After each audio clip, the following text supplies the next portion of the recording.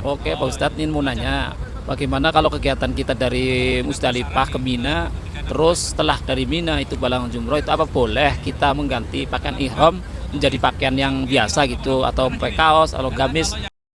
Satu hal dipahami bahwa kita belum boleh ya melepas kain ihram ketika kita belum jamarat akobah dan tahalul awal. Bisa dengan jamarat akobah, tahalul awal, atau dengan tawaf ifadah dan tahalul awal atau sa'i.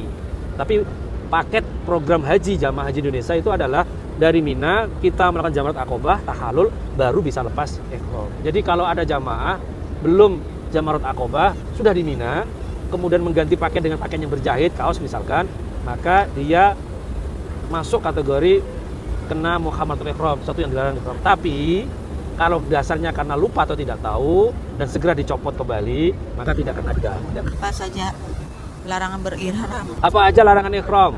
Ada sekitar belasan, 14. Secara umum begini, larangan ihram itu ada dua jenis. Jenisnya satu namanya tarofuh, yang satu namanya itlaf.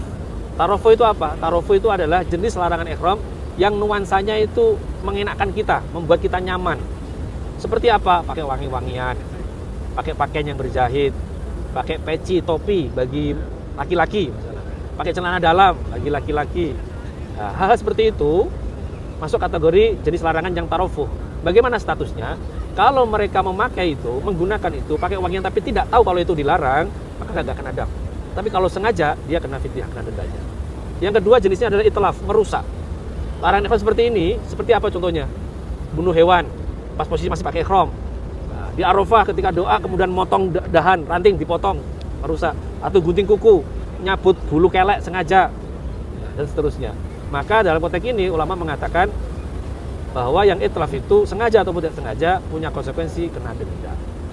Jadi itu jenis-jenis muharatul ihram, tawaf wada'nya. Saat berihram, bolehkah perempuan membuka auratnya di dalam kamar hotel tapi terlihat oleh perempuan lain? Oke, terkait membuka aurat di ruang privat ya, satu hal yang dipahami ini sering banyak salah paham.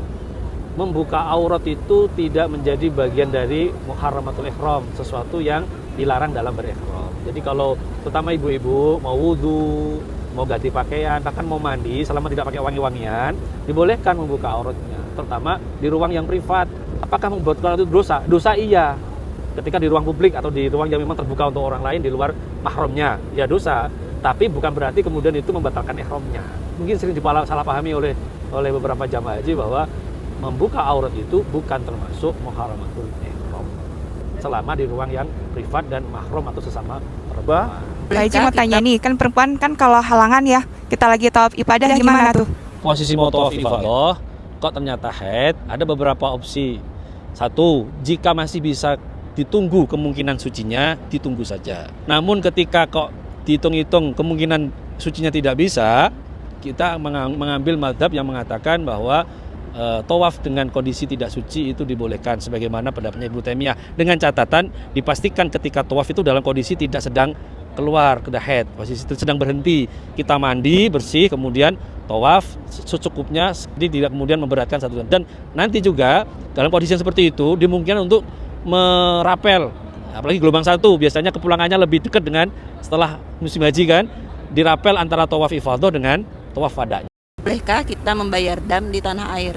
Terkait dengan pembayaran dam ya di tanah air, sebagaimana surat edaran dari Kementerian Haji dan Umroh itu dikatakan bahwa di sana ada dua fasilitas atau dua cara untuk menjalankan pembayaran dam, baik di tanah air maupun di Arab Saudi. Di tanah air dikelola diantaranya oleh Basnas, oleh ormas-ormas keislaman dan lembaga-lembaga yang lain yang memang memiliki tanggung jawab dan amanah terkait dengan penyembelihan hewan dam itu sendiri. Jadi boleh aja oleh sebagian ulama, meskipun di beberapa ulama yang lainnya masih mengatakan tidak boleh. Terkait dengan pembayaran dam yang kedua di Arab Saudi, sebagaimana surat edaran yang ada di Kementerian Haji dan Umroh, kami menegaskan bahwa pembayaran dam di Arab Saudi hanya melalui satu pintu, yaitu melalui al-dhahi, yang nanti akan dikelola, disebut oleh mereka, itu menjadi bagian dari komitmen kerjasama antara Kementerian Haji Indonesia dengan Kementerian Haji di Arab Saudi. Jadi boleh saja oleh sebagian ulama mengatakan seperti itu. Saya ingin menanyakan Bapak mengenai perbedaan nafar awal dengan nafar sani. Itu saja pertanyaan saya. Terima kasih. Nafar awal, nafar asani itu terkait dengan waktu melontar jamarat. Ya. Nafar awal itu yakni dia hanya melontar jamarat Aqobah, kemudian menginap di Mina 2 malam ya, malam 11 dan malam 12. Dan dia lontarkan itu hanya untuk jamarat Aqobah tanggal 11 dan jamarat tanggal 12, kemudian dia kembali ke hotel, itu namanya nafar awal. Kalau nafar sani adalah dia menambah spelling waktu lagi semalam untuk tinggal di Mina atau mabit di Mina dan juga melontar jamarat hari ke-13. Mana yang lebih utama? Dua-duanya disyariatkan oleh Rasul dan ada yang mengatakan yang utama nafar awal, ada yang mengatakan yang utama nafar sani. Bagi kami, kita di Jamaah Haji Indonesia itu yang maslahat adalah yang memang sesuai dengan standar waktu tinggal kita di Mekah. Bagi gelombang 1 sangat disarankan nafar awal karena waktu mereka untuk kepulangan lebih dekat. Bagi gelombang 2 kalau memang tidak ada masyakkah, boleh saja mereka melakukan nafar tani. Saya anggota jemaah haji yang tergolong anggota murur. Apakah anggota murur yang berangkatnya itu akan dijemput dengan kendaraan itu sah atau sempurna menurut hukum haji yang berlaku? Terkait murur sebagai bagian dari program pemerintah untuk pelayanan jamaah haji Indonesia, murur itu satu yang harus dipahami bersama bahwa tujuannya adalah untuk menjaga kenyamanan dan keamanan jamaah dari risiko-risiko yang tidak diinginkan. Bagaimana hukumnya murur, terutama dari Arafah ke Mina yang sekedar lewat tanpa harus berdiam, tinggal turun di Muzdalifah?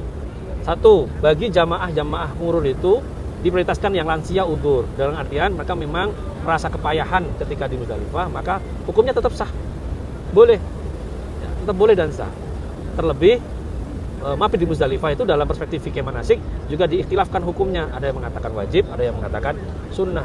Bahkan andikan wajib pun, kalau memang ada udzur yang tidak memungkinkan orang itu tinggal di Muzdalifah dalam waktu yang lumayan lama, maka itu juga dibolehkan. Maka sekali lagi, bagaimana status jamaah yang murur, yang ikut program murur bagi jamaah haji Indonesia, statusnya adalah hajinya sah dan diharapkan menjadi haji yang mabrur. Oke, demikian yang bisa saya sampaikan terkait dengan manasik haji, meskipun ringkas, sederhana, diharapkan diberikan manfaat untuk persiapan jamaah haji, terutama yang tinggal di Madinah, menuju pendorongan ke Mekah. Jika ada yang mau ditanyakan lebih lanjut terkait dengan hal ehwal manasik haji, bisa disampaikan di kolom komentar dari teman-teman sekalian. Dari kami, terima kasih dan kami berharap semua jamaah haji Indonesia dapat haji yang mabrur dan menjaga kesehatannya sehingga puncak haji bisa beribadah secara maksimal, rukun wajibnya bisa terpenuhi dengan baik. Wassalamualaikum warahmatullahi wabarakatuh.